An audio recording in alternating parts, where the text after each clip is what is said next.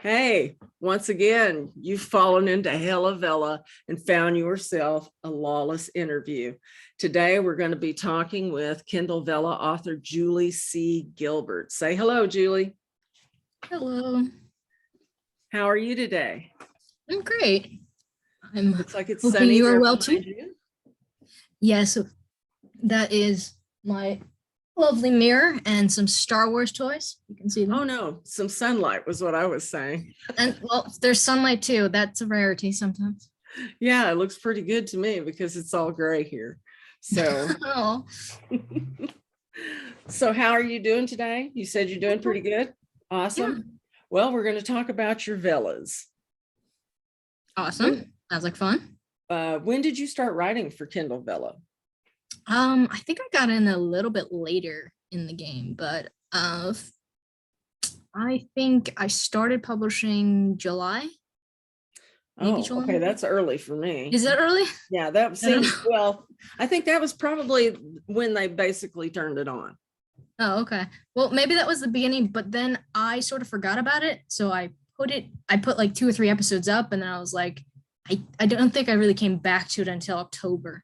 So they were out there, but they didn't do anything because I didn't even know how to promo anything by then. It was just 3 episodes sitting in space. So how did you learn about Kendall Vella? I probably on Facebook would be my guess. There's lots of buzz on the various author sites about, hey, you're gonna try this, you're not gonna try this. I asked in a few of my groups, most of my people on my newsletter and in the groups I admin for, like, no, hard pass. And I was like, well, I think it looks like fun, so I'm going to try it. Well, I'm glad you did. I'm glad you did because you're quite a prolific author. So what was your first story that you published up to Kendall Vella? I believe I put Minder Project and Assassin School out near at the same time. They were probably both in July, but then I sort of abandoned them for like 4 months, and I came back to them. I believe Assassin School got finished first, and then I still left Minder Project out there for a while. And then I recently started publishing that weekly. Oh, okay. That one's actually still unveiling season 1. But season 2 for both should be in the works at some point. But I think I went get the Assassin School one out as soon as possible. And then I was like, and now what do I do? And then I was working on so many other projects that I completely forgot to go back to write a season 2. I have it in my head somewhere. I just didn't pull it out. Well, that isn't all that you have up there, though. These two, which is Assassin School and Minder Project, which always on these Lawless interviews, the links to all of Julie's Vella projects will be in the description for this video. So watch for them there and click them there. Okay, so what was the next one up? Next one up was probably, I believe one of the nonfictions came out, the 5 Steps to Better Dialogue. I think in December I put that and Dustin's Decision out. I had written Dustin's Decision through the previous couple months and had just finished proofing it and getting it all ready to go. So I decided to release that on Vella first. And then Christmas Shorts was also, it was like December or November, that time frame. I was like, Christmas, puppies, I'm going to put a mystery out. But it was only like 13 chapters, so I put them out daily. So that was good. Oh, that's pretty cool. I like that. And so I want to hear about these stories, but we're almost to the end of your catalog. So I just want to make sure that we don't skip over this. What's your most recent project? The most recent one is Eris Legends, and a nonfiction one that I put out under a pen name, and that's the Dear Ann series. So the Dear Ann series is nonfiction shorts about teaching concerns, schooling concerns. So I've got basically almost interviews with people who left the teaching profession. I have concerns that parents have raised, stories that various people have raised about their own districts or things like that. And then I fill in the gaps with some random opinion sort of short essays about dress code or various topics. Kids are phone addicts, things like that. Oh, that's really cool. And then the Really other cool. one is, one of my friends called it fictional nonfiction. It's pieces that are written stylistically like a nonfiction, but they're lore pieces. So they're the background to one of the fantasy worlds that I had made up. They're the pieces like, what is this creature? And, who is this person? And so it's almost as if you had a Dungeons and Dragons book and you are looking through it. It usually tells you a little bit about the quest. It gives you some of the background, the landscaping stuff you'll run into. So it's a lot of that stuff.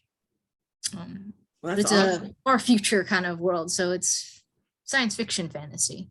Kind of splits the line there. It's a fantasy world, but the tech would be from one of my other series that's not complete. It's called, it's going to be a lit RPG. And that one has this game, and that game is called Eris Legends, Wrath and War. So this is all the background stuff to that.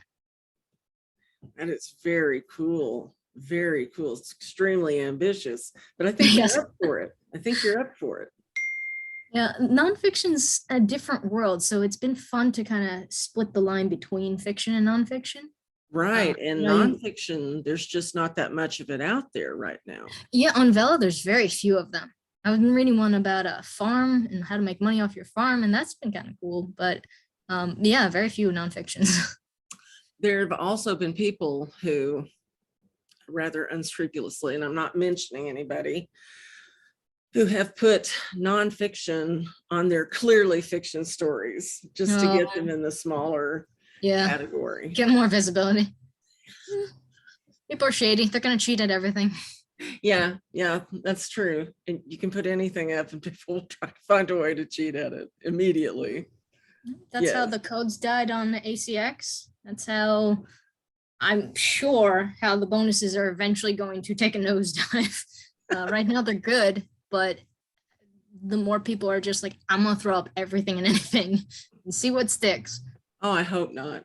I hope not. I haven't run into that. I've run into ambitious writers. I've run into, maybe writers that were in too big a hurry, but I've not run into any outright just, garbage.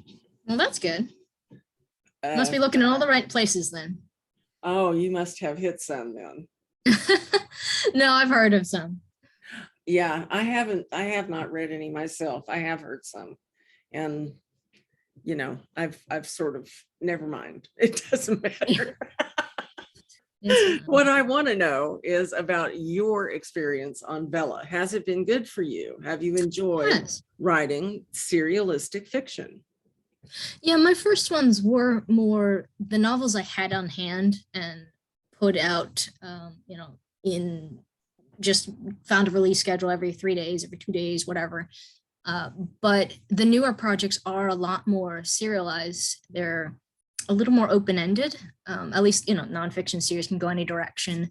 The fictionalized nonfiction, I did actually throw in every third episode will be story mode in the fantasy one, so that there is a little bit of true fiction within there that's about, not just what is this faction or what is this weapon.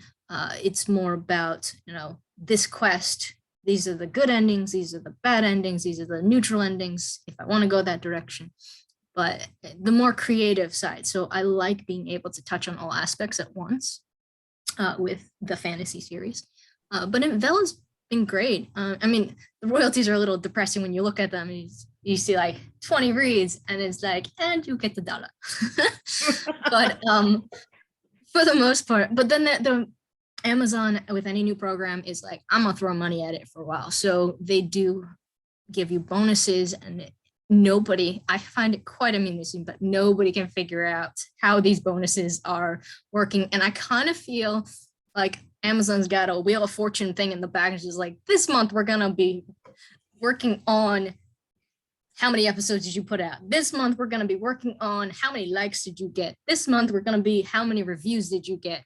But it's a little bit random, but it's still fun. It's always fun to be in the author groups. Around the 15th, when they were said to come out, a lot of people are like, where's my bonus? And then there's people like me who's like, I have a day job, so like that's what's paying my bills. So the bonus money is true bonus money. It's like, yay, awesome money. But it's not like I need this money to buy my next pack of tokens if I want to read up on more people's stories.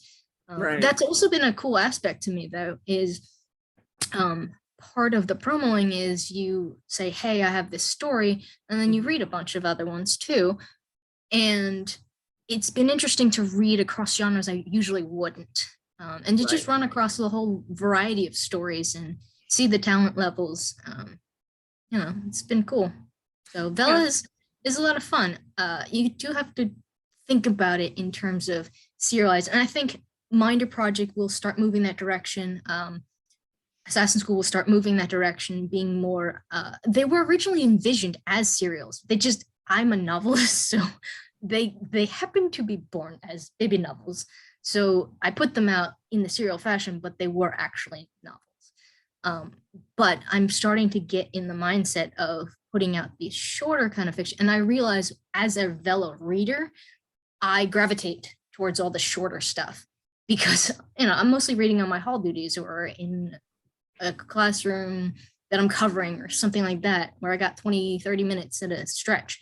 I like being able to get to 2 or 3 stories instead of, I'm still reading this one chapter and I'm still reading this one chapter and it's going on and on and on. And I sort of likes it, but it's like long. So. Right. So what do you think is the ideal length for you? Understanding this is all subjective. Mm-hmm. What is the ideal length of an episode for you to be reading?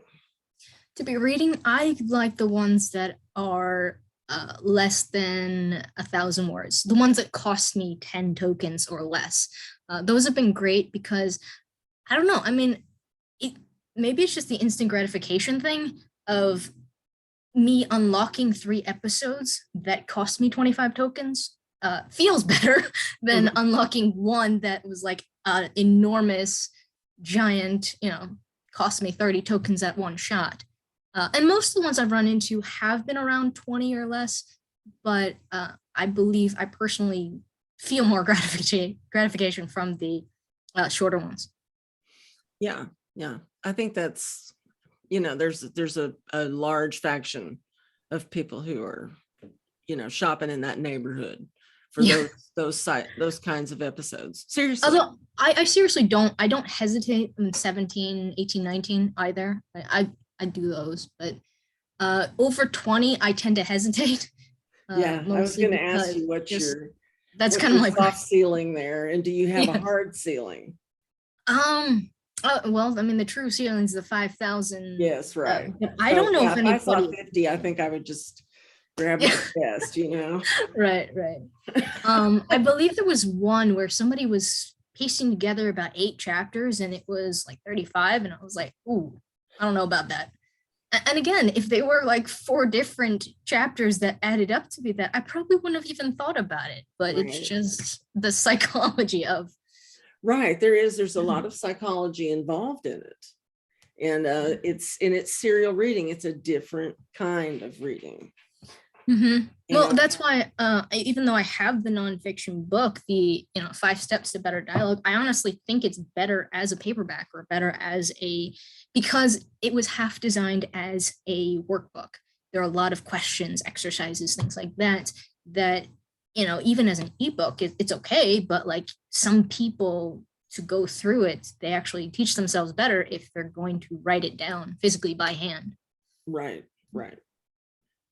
But we'll put a link to the book as well as the Vella, which is one of the cool things about Vella is you can publish how much do you have to have in order to publish it as a book?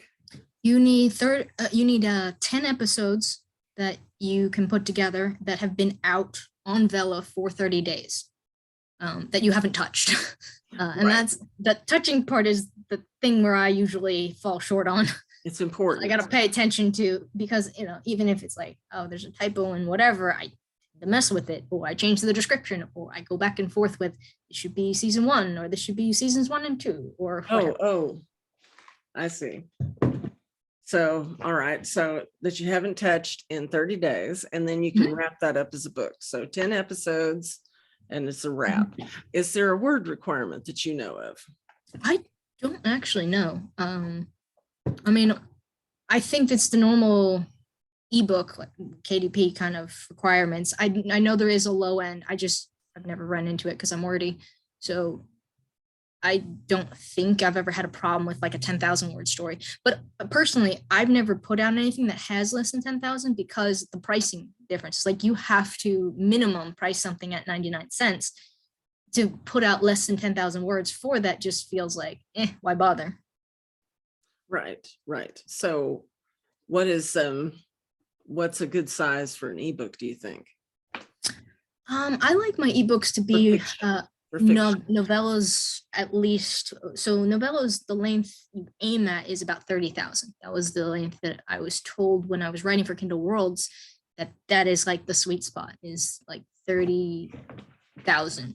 So if you're a couple thousand short, you're a couple thousand over, it doesn't matter. But usually that's what people will pay for it if you want it in any kind of, you know, series and make it part of Kindle Unlimited or something like that.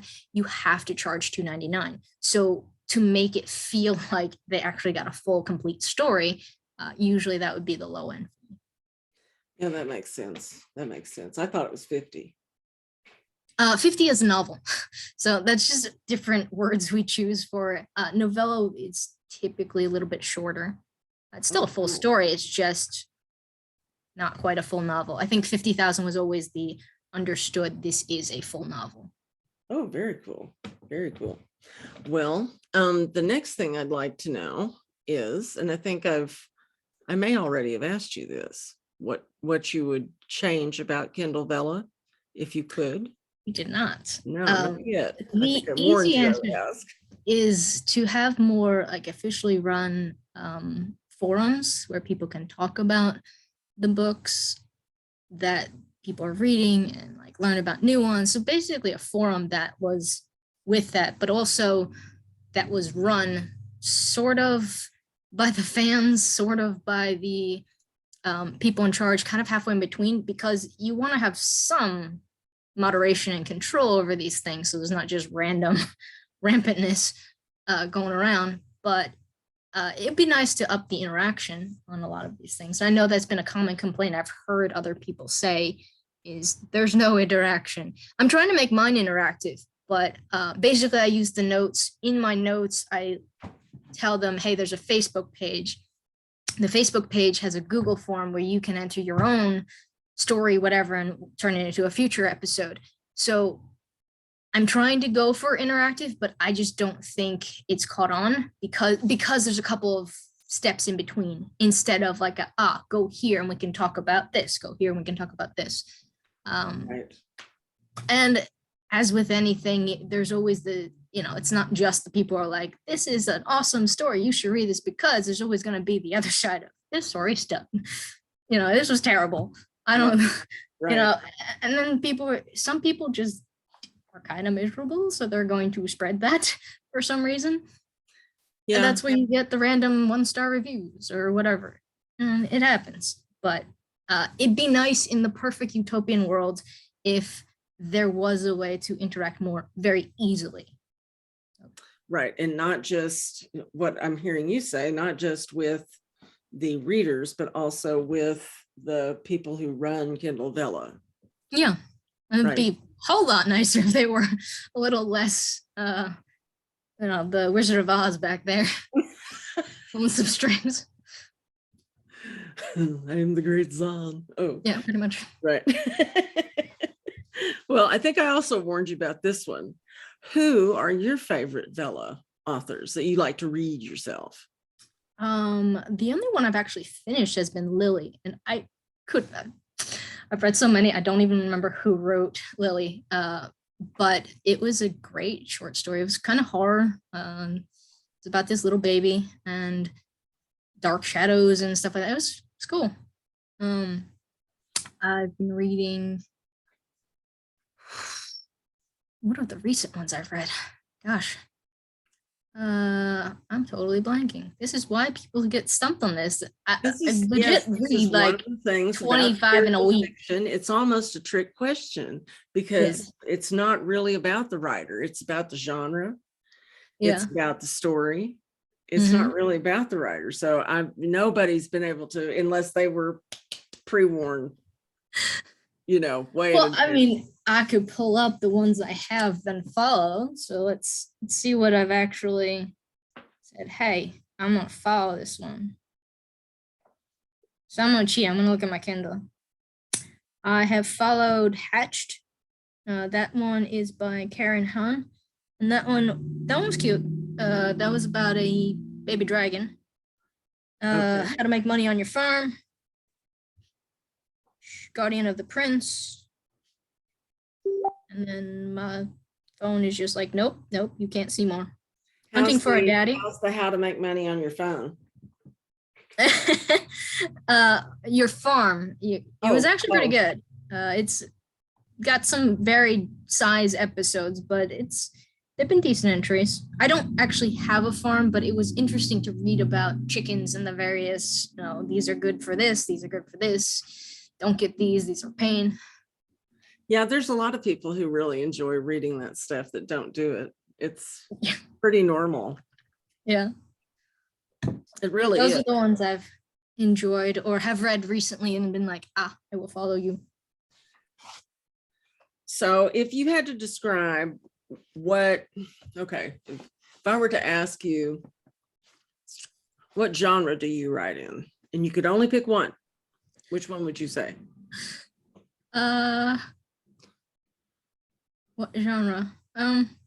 Well, I guess I would go with whatever I'm currently writing. So I'm currently writing fantasy. So I would say fantasy. Okay. And we've already heard about your latest fantasy, and your latest fantasy is Ares, Legend, Wrath, and War, right? Mm-hmm. Yep. And that one's did I hear you correctly? That one's a lit RPG. It has lit RPG elements, yes.